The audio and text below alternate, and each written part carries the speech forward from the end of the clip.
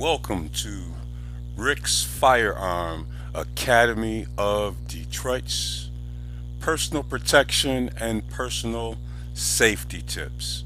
This is a regular, ongoing feature on my social media properties, including my platform on YouTube, in which I publish and disseminate personal protection information that you can use to live a more safe existence. It is personal protection info.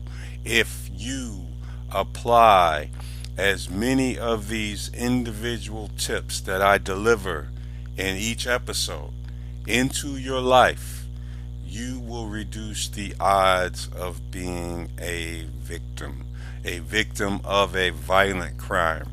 Many people think that bad things cannot happen to them because they are good people, and I can certainly identify with that mindset.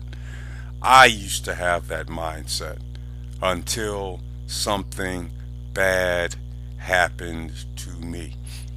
So, anyway, before we delve into today's safety tip, I just want to take a few very, very brief moments to ask if you enjoyed this particular instance or issue or episode of my personal protection tips, that you please go over to my social media pages, principally my page on YouTube, like the video, comment, and kindly subscribe. And if there's a particular episode you think that would be of benefit to someone you know, please forward it to their attention. I'd like to get to know them and introduce them to my information as well.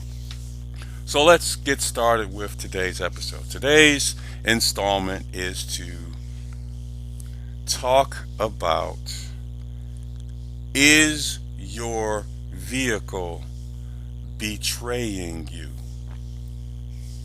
A good strategy to employ in your quest to remain safe is to drive a vehicle that does not compromise your anonymity on the road. Is your vehicle so unique, so different, old, new, expensive, ornate, or something particularly unique about it that it is a dead giveaway that is your car and that you are driving it, or that you are somewhere close by? If a bad guy or a person who was intent upon harming you has located your vehicle, that would be a dead giveaway that you're close by. Rather than standing out, you should blend in with your vehicle choice. Now, I know everyone likes to talk about their own individuality and how they like to express themselves, but I am suggesting to you that if your means of expression is over the top and it in some way influences your vehicle choice, it could compromise your safety, especially if someone was intent upon harming you specifically. I was debating whether I wanted to get into this, but the thought crossed my mind as I was recording this episode. So let's just briefly, and I don't want to get too deep into this, talk about gray man theory. Some of you may not have heard of this topic, but in personal protection circles, it's a topic that comes up from time to time. When we're talking about personal protection and self-defense, the idea is that if someone is specifically looking for you as a target, that they can key on or focus on finding something that is specific and peculiar and is unique to you. There are many people who adopt the gray man, and whenever I say man, assume I also mean woman. The gray man, gray woman, gray whoever theory.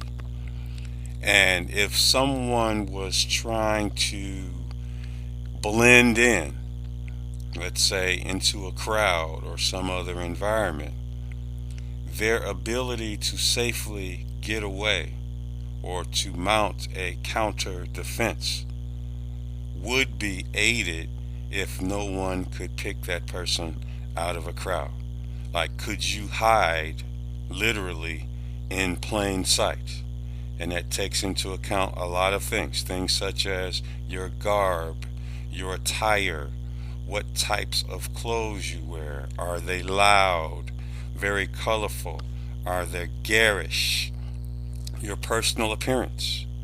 Do you have bold, big, ostentatious tattoos, unique jewelry, piercings, not only the type but where they're located, scars, anything that could uniquely identify you with respect to accessories.